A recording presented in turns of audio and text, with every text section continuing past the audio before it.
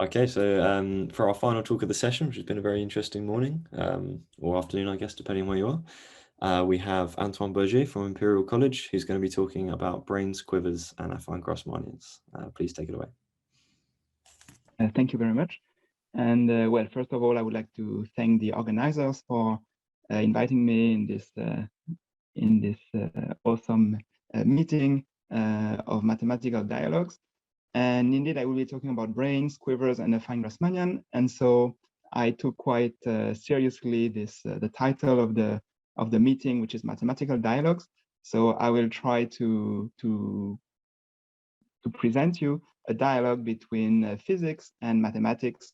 So the first two words in this title refer to physical objects, and they encode some quantum field theory.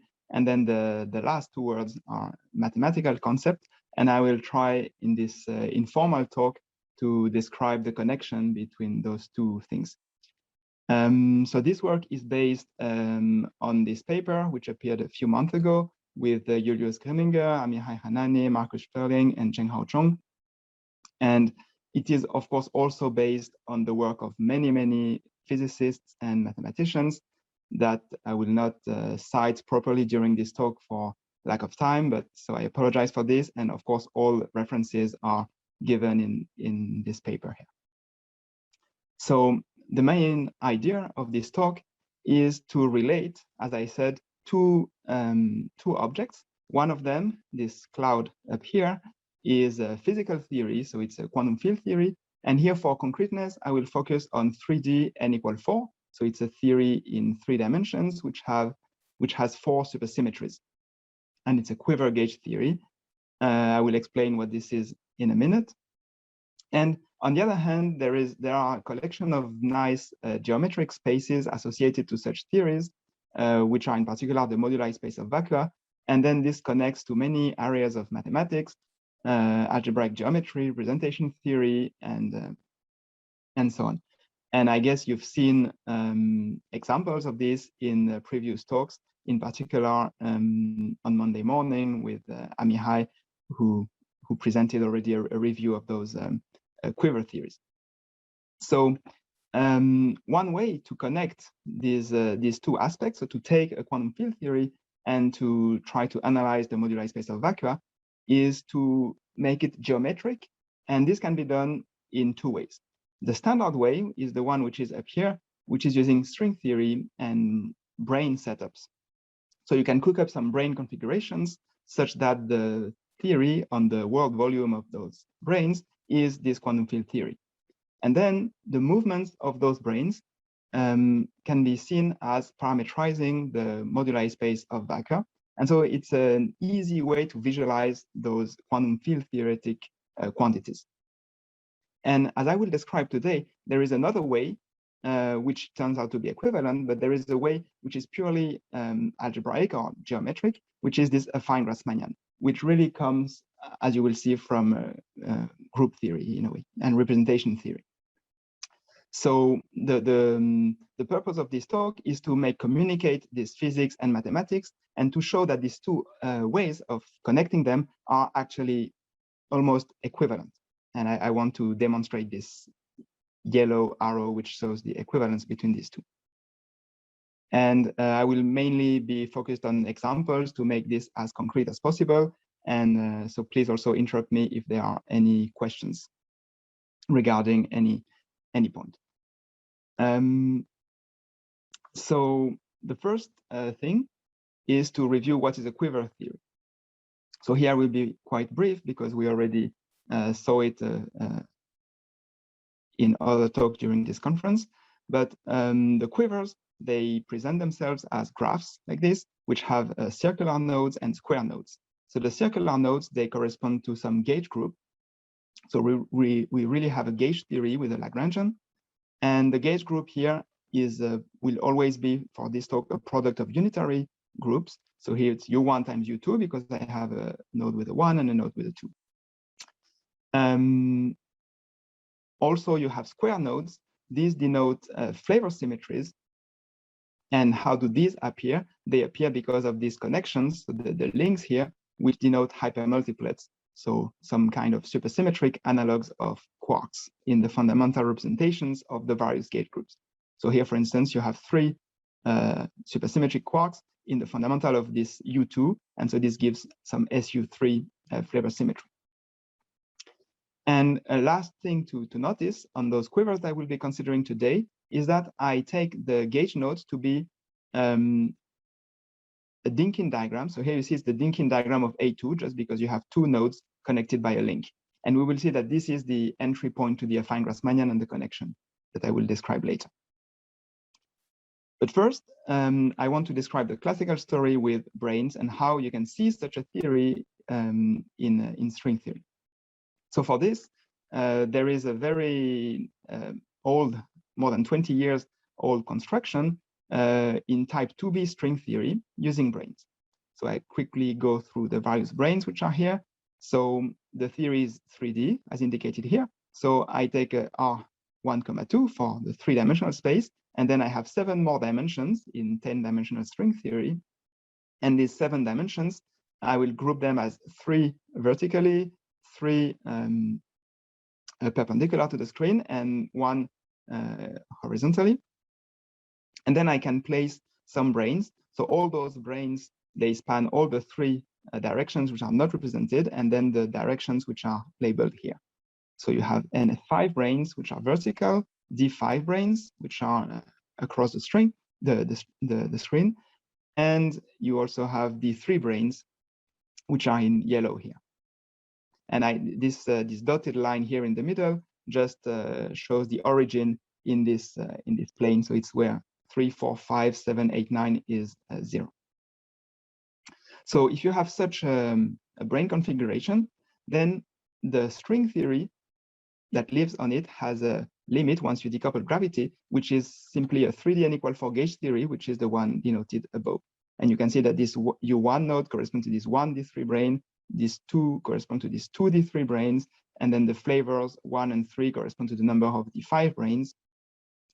And the NS5 here are the support of all of this. So now, as I said, these brane setups can be used to very conveniently describe the moduli space of vacuum. So here I will jump immediately to this description using Branes. In principle, you could do a field theoretic analysis, but this would take us too far. And here I really want to focus on the pictures. So here is the idea. In the image here, you see that the yellow branes, the D3 branes, are those which parameterize the moduli space, so they can move along they are suspended between the NS5 branes, so they can move along these NS5 branes. And they parameterize some 3-dimensional space because there are 3 D3 branes which can move. But then one thing that they can do is that they can approach this origin here, and then they can break along the D5 branes. And they can do this in various ways. So if we start here from this configuration, you can bring one of these D3 branes, bring it here to the origin. That is what I did here. And then you can break the D3 branes along the blue branes, and then you have 2 new degrees of freedom here. So here you had a 3-dimensional moduli space. And now here you have a 4-dimensional moduli space because you still have this segment and this segment, which can move along the red branes, but you also have those 2 which can move along the blue branes. And then you can do this again. However, there are certain rules in brane configurations which prevent you from doing whatever you like. So for instance, you cannot take this other brane here, bring it and do the same. Because if you try to do this, then there would be 2 D3 branes which would be suspended between the same NS5 here and D5 here. And this is forbidden by the so-called S rule. So you cannot take this brane here and bring it here and break it. However, you can do it with the one on the left here. So this one, you can bring it to the origin, and then this is what is done here. And then it will recombine with this segment here, and then move along the 2 D5 branes in this way here. So this describes for you another phase of or another region of the moduli space of vacuum. And now once this is done, you can bring the last one here, and what was forbidden here now is allowed, because this brain here has moved. And you can check that if you bring it here, and then you can move one more brain in that way. So this is a very pictorial way, just trying to satisfy the S rule, and then you try to break brains and see in how many ways they can move. And this defines for you various components of the moduli space of Bakker. These components, they have names. If all the D3 branes are suspended between NS5, like here on the left, this is called the Coulomb branch. On the extreme opposite here, all the D3 branes which can move are suspended between D5 branes. And then this is called the Higgs branch. And then in the middle, you have some mixed branches, just because you have some branes between NS5 and some between D5. So these are called the mixed branches. And we represent each of those components by a dot here in what is called the Hasse diagram. Why is there a Hasse diagram? Because you can also sit at the intersection of two branches. For instance, the intersection of this branch and this branch is when the brane which was used to go from one to the other sits at the origin. So then that would be this point here, and it is described by this configuration. And then you can take more and more intersections, and you have other brane configurations which are drawn here. Now, one more difference, one more thing that I want to emphasize here in those intersections is that you have the so-called Hanani-Witten moves, or brane creations or annihilations, when you take a D5 brane and you cross it with an NS5. When this happens, if a brane was connecting the two, then it is destroyed, and conversely, it is created. And by doing so, you see that I can always, on these intersections, I can always move those branes around in such a way that all the branes are suspended between either between two D5 branes or two NS5s. So this is what is shown here. So this structure here shows the stratification of the Coulomb branch. You see, this is a sublocus of this Coulomb branch in the particular configuration when this brane here lies at the origin, and then when two lie at the origin, and then three lie at the origin. So if I focus just on this part here of the diagram, I have the so-called Hasse diagram of the Coulomb branch. So this can be seen as a phase diagram of the theory. And you can either consider all degrees of freedom, or you can consider just the Coulomb branch if you want to simplify the idea. So then if you consider just the Coulomb branch, it means that you don't consider any movement when the branes are moving along the blue branes, so the D5 branes. And for simplicity, in this talk from now on, I will focus on those configurations. And so, okay, now these various points can also be described by Quivers, and I will come back to this later. But I want now to pinpoint the following observation. When you are at the origin of the moduli space here, you see that you just have branes which have been moved outside of the NS5 branes. They are here on the side. And okay, one is inside here. But you see that you have a minimal amount of things inside, just because of how this is constructed.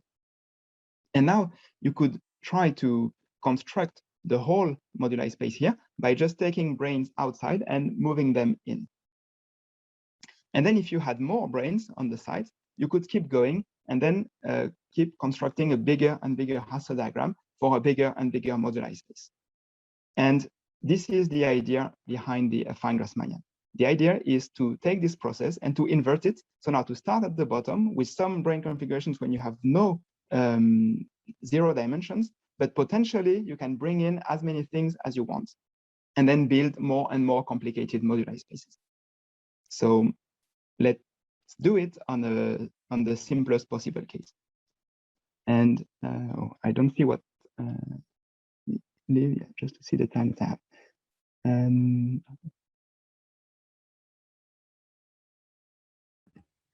So here we start at the bottom of this configuration. So it's a simpler configuration just to show you the example.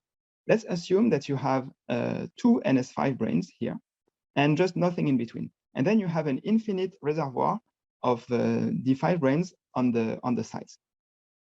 When they are here, they don't really contribute. And then you can also imagine that you have the D3 branes, which are suspended between the blue branes, but nothing between the red. So they are just suspended here. Or if you want, you can also imagine that they are suspended between the blue branes, but very far away. So you are very far on the Higgs branch. This is as you want. These are two equivalent points of view. The only thing which is important is that since you have those branes, you always have the freedom of taking two in this infinite reservoir, two branes, pulling them inside, doing a Hanani-Witten transition, and now suddenly these three branes, which was before between these two D5 branes, these three branes can now move, and you have 1 degree of freedom here, which is this yellow one. And then you can repeat, you bring two more, and then you have a second one, which is freed. And you can keep going as many times as you want. If you read the theories that you construct in this way, well, here you have an empty theory, so you have a U0 with 0 flavors, and then here you have a U1 with 2 flavors, here you have a U2 with 4 flavors, and well, it's very clear that if you keep doing this, you will have U3 with 6 flavors, etc. And at the end step, you will have UN with 2N flavors. Now, if you stop at any step here, you have a finite dimensional moduli space. But you see that potentially you can go as far as you like. If you don't like the fact that you have infinitely many branes here, just say that you have 1 billion on each side. And then if 1 billion is too small, take 1 trillion, this number. So it's just a potential infinity. I don't mean that you actually have infinitely many, but it's just to show how the construction is done. So very clearly, in this way, you construct a moduli space, which is potentially of infinite dimension. And this limit, which is a bit maybe dubious from the point of view of these brane constructions, but still very clear, this has a name in mathematics, and it is called the affine Grassmannian. In this precise case, it's the affine Grassmannian of SL2C. So the affine Grassmannian is literally the limit of the Coulomb branch of this theories, UN with 2N flavors. And it has a diagram which is represented here. This is the bottom of the diagram. It's an infinite one. So this is infinite dimension. So now I will move from this physics perspective to the math perspective, and then I will go back and hopefully make the dialogue work between the two. So what is this affine Grassmannian? So the affine Grassmannian here, I show it again for this group, so for SL2C. So the idea is you start with G. So G is SL2C. And then instead of just considering the group with complex coefficients, you replace the coefficients by not the elements of C, but of C bracket bracket T, as written here in green. So what is this thing? This is the set of all Laurent series in some dummy parameter T. And it's Laurent, so it means that it can have negative coefficients in T. So the set of all such series. So it is bounded by a certain number here, but this number can be arbitrarily small. And it can have negative power. So this is a field. It's the field of this Laurent series. And you can perfectly well define the set of all matrices A, B, C, D with coefficients in this field, which satisfy that the determinant is 1. This is still a group. And this group I denote by G bracket bracket T. And I can do this with any matrix group. I just replace the complex entries by entries in this field. Now, another thing I can do is to put the coefficients not in this, but in this ring, which is the ring of power series in which all the coefficients are non-negative. So this is what is written here. And obviously, this is a subset of this. Now, in the same way as you can think of if I take all the complex numbers, or say the real numbers, and I divide by the integers, I obtain a lattice. And in the same way here, if I obtain a set of lattices, in the same way here, this blue thing can be seen to be the ring of integers of this field.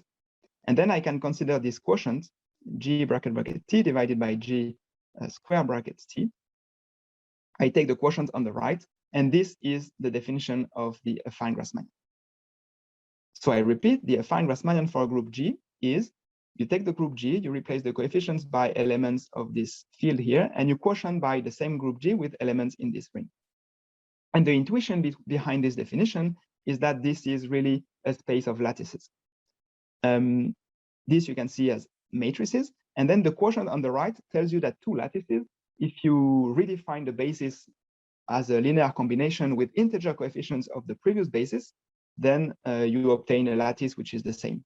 So this is why a point in this affine Grassmannian can be seen as a certain lattice. But lattices are equivalent if you change on the right by multiplication by this G, because this is just the change of basis that I mentioned. But if you multiply on the left, then you obtain an inequivalent lattice. So this is what I explain here for this example here.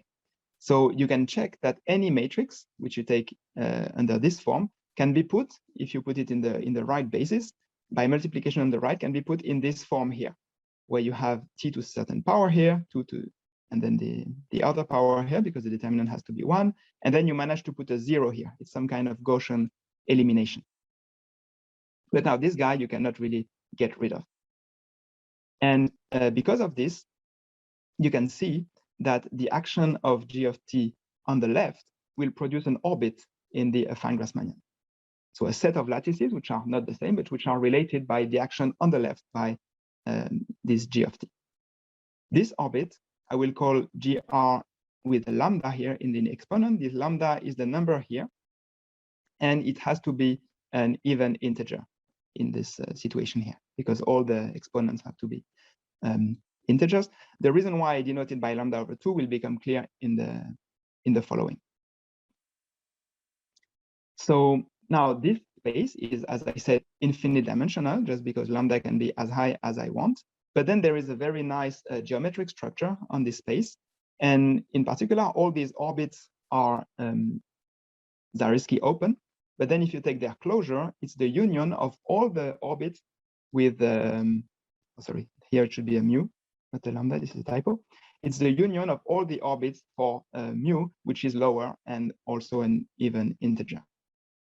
And so from this, you can describe this Hasse diagram, which has one dot for every orbit in the affine Grassmannian.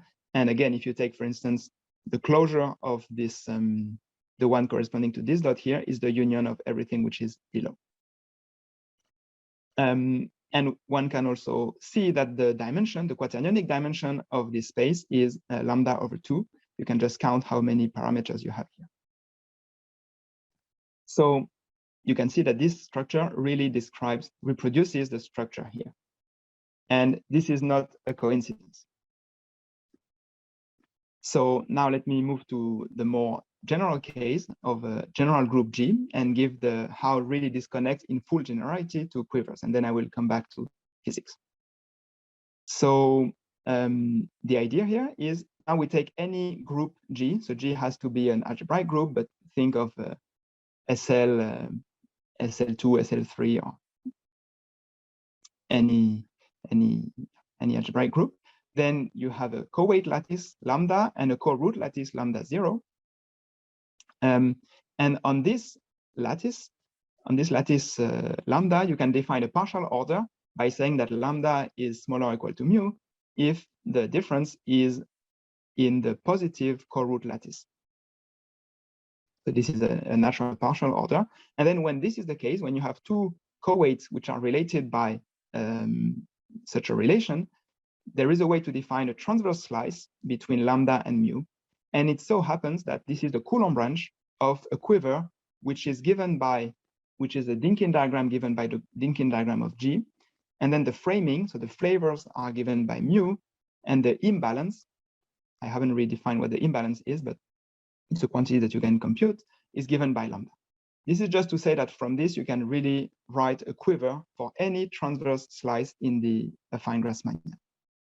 And conversely, you can invert this relation. So for any quiver which is some Dynkin diagram with some flavors, you can find the Coulomb branch of this quiver as a slice in the appropriate affine Grassmannian.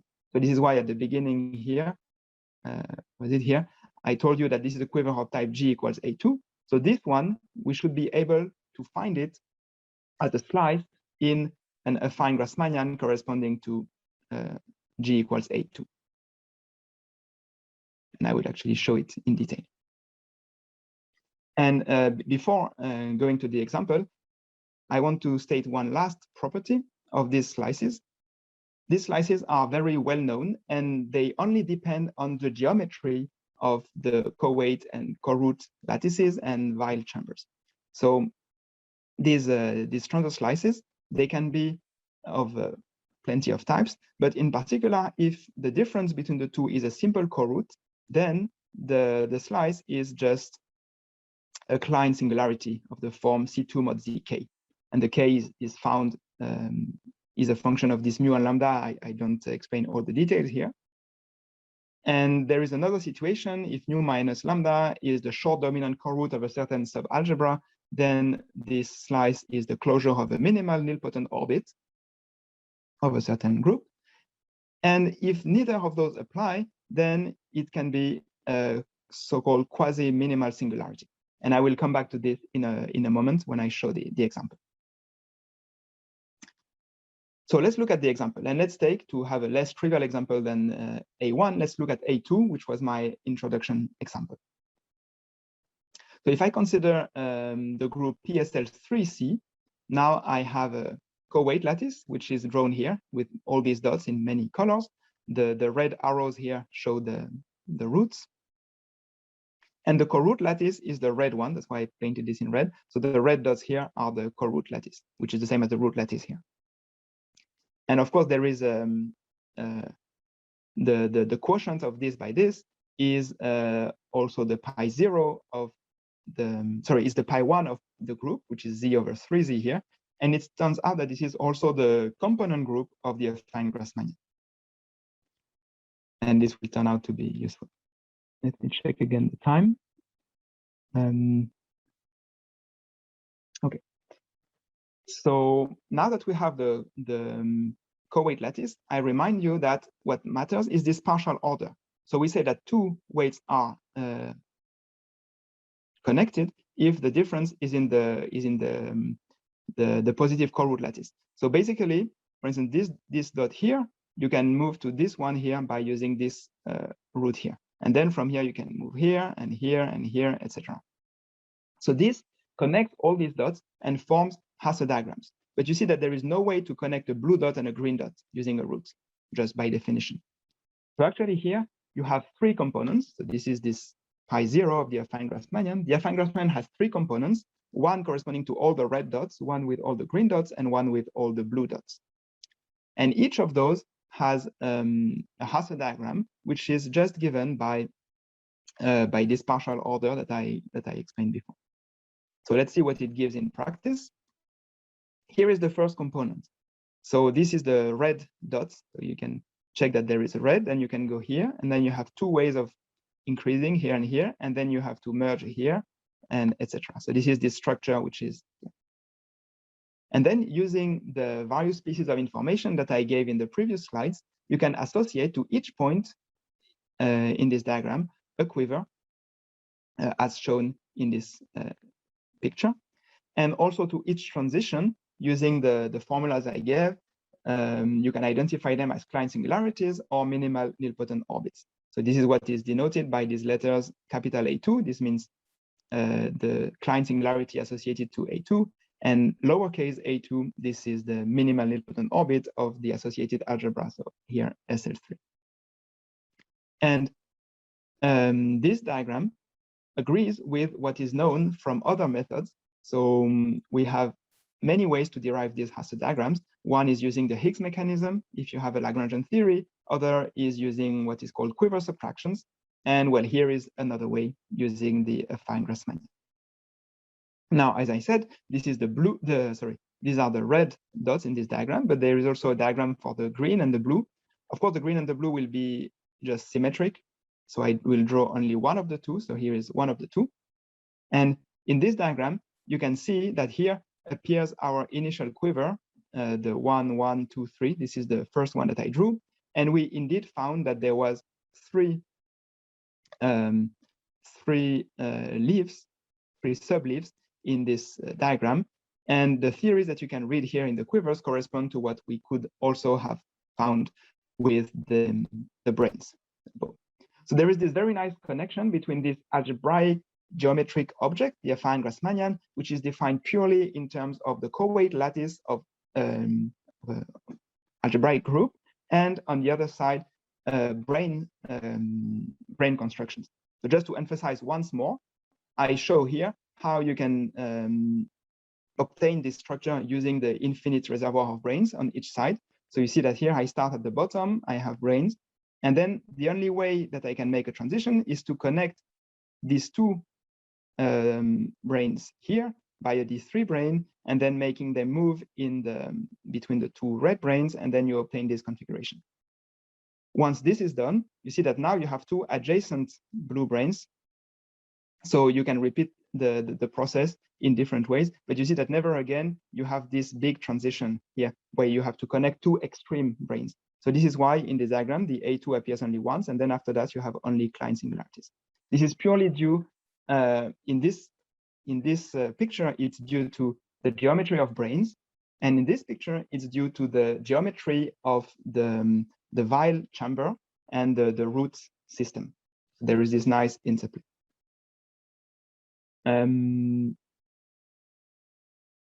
So yeah, so this is really the picture I wanted to emphasize between this mathematical structure and physical structure. Now, depending on how much time do I have left, I will have a small partial conclusion. Yeah, you're welcome to take a few more minutes for sure. Okay. So yeah, so the partial conclusion here is that using this construction and the generalizing to any ADE, so simply laced group G, you can easily see using the formulas I gave that the Coulomb branch of any good framed quiver of ADE type appears as a transverse slice in the affine Grassmannian of this group G. So I haven't really defined what good means, but it means that it should have enough flavors.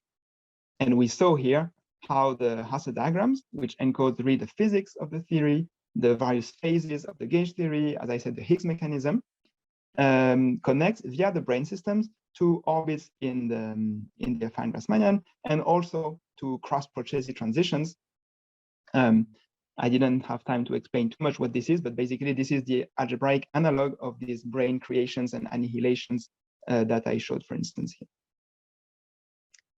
Now, you might be worried that in the affine Grassmannian, apparently you can do more, because nothing tells you that you should take an ADE group. The definition I gave works for any matrix group. So I could very well take, say, SPN. And as far as quivers are concerned, it's less obvious because what does non-simply laced edge mean in a quiver is less clear. However, now we can invert the logic and take the affine Grassmannian as a guide and see what happens when we take a non-simply laced group. So here is what happens if we just put the numbers as they stand. For instance, here I showed the example of the second component of SP2. And you have these quivers, which now have this non-simply laced edge. And well, I will not detail too much on this. The gauge theoretic interpretation of those guys is not entirely clear yet. However, there are many computations which have been made. And in particular, we can compute the Hilbert series of these quivers using the so-called monopole formula for non-simply laced quivers, and everything is consistent with known results. So this actually makes a lot of sense. And again, the affine Grassmannian knows about it. But the last thing I wanted to point out is that here you have this new slice, and this belongs to the third category here. When I said sometimes there are exceptional things that can happen, these quasi-minimal singularities, well, here is one example. So here, for the first time, we see something which is not a Klein singularity or a closure of a minimally nilpotent orbit, which are kind of the vanilla ingredients for diagrams in moduli space of gauge theories. Here we have something else, and this has been called the AC2, and this happens actually in any symplectic group. So this allows us to define ACN as the Coulomb branch of this quiver. So this equation here is really the maybe one takeaway message. Not only we have a nice correspondence, it's always nice to have a dialogue between a mathematical object and a physical setup, but actually now we have some predictions, some new outputs which we didn't know from the physics side. And so here is one. There is this this elementary slice is something that is just there and that corresponds to a certain brane configuration. So we should be able to find some brane analog to this if this correspondence is to hold. And indeed there is one, so I will not give the full details. Now, when you have non-simply laced edges, you can cook up some brane configurations when you have orientifold plane, so it's an ON plus, and you have some stuck half brane. So I don't explain all of this, but just to tell you that here you have you can draw the whole brane analog of all this diagram here, and everything works out properly. So actually string theory on one side and the affine Grassmannian on the other side really work together and give very, very consistent results. And of course, what we can extract from the affine Grassmannian is the knowledge that those elementary slices, well, are indeed elementary slices. There is nothing you can do in between. So it is it adds to our collection of elementary slices. So to conclude, we saw that the affine Grassmannian can be seen in a way as some kind of universal geometric analog of certain brane systems. So if you start with a collection of NS5 branes, and then you have infinitely many D3 and D5 that you can add to it, and then you construct using brane transitions, you can construct an object which is potentially infinite dimensional, and this affine Grassmannian really is the mathematical structure that is behind brane systems. And here I showed it in a particular case, but there are other constructions which use the same kind of ideas. The slices in the affine Grassmannian reproduce all the results that we knew about these transitions, but also provides new elementary slices. And this is incredibly useful if you want to analyze moduli spaces from the Quivers perspective now, because now we have, for instance, in our bank of Quivers that we can use to construct the phase diagram of theories, we now have this new element, and actually there are others which appear. So this is a real addition for the physics as well. And here I have focused on an incredibly small corner of the range of applications of those techniques, but using the concept of magnetic quivers, as was discussed several times in the last 3 days. We can also study theories in 3D, 4D, 5D, 6D, and maybe others. Of course, there are still a collection of open problems. As you saw, the quivers that I can cover here with the techniques presented today are only these framed good quivers of ADE type, or maybe non-simply laced as well, but there are many, many other quivers, and there are also other structures that might encode them, such as the double affine Grassmannian, which is believed to be in connection with hard moduli spaces like moduli spaces of instantons. And also there is a challenge to construct brane constructions for the exceptional groups. So here I have shown already it's complicated when you have non-simply laced, but for instance, if you had a G2 group or E8, then there are other challenges here.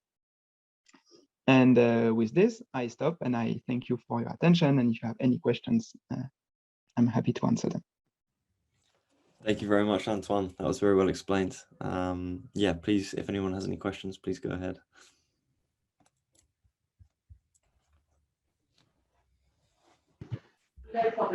Just a quick curiosity.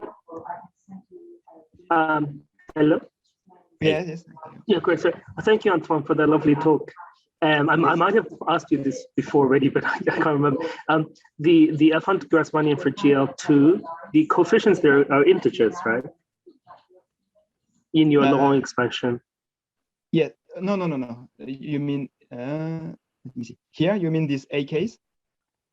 Just in the very beginning of the definition. Yes, so A, B, C, D here? Yeah. You do considering the rings of integers. Okay, no, so this ring of integers, this is the ring of integers in the algebraic sense of in the algebraic sense. Okay, sorry. I was just curious to see whether this extends at any definition of a modular form. Yes, so I don't know. I don't know connection with modular forms, but there is certainly. So of course, here I really talked about the affine Grassmannian in an incredibly also small sense. The affine Grassmannian is involved in many places in math. So in particular in the geometrics attack correspondence, the Lagrange program everywhere. So there is certainly connection with modular forms, but I don't. It feels as if there should be. Yeah, oh, there is. It's not that there should be. There is. It's just like. Oh, there is. Okay. I'm curious. Oh, yeah. Just wondering. Yeah, there is really a lot to explore here. Interesting. Thank you. Thank you for the question.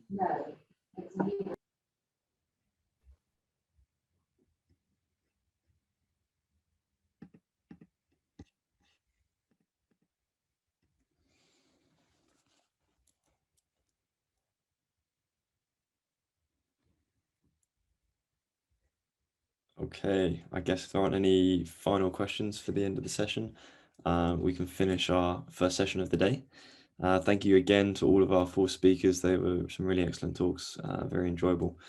And I guess it's now 2 BST time, so we can take a break.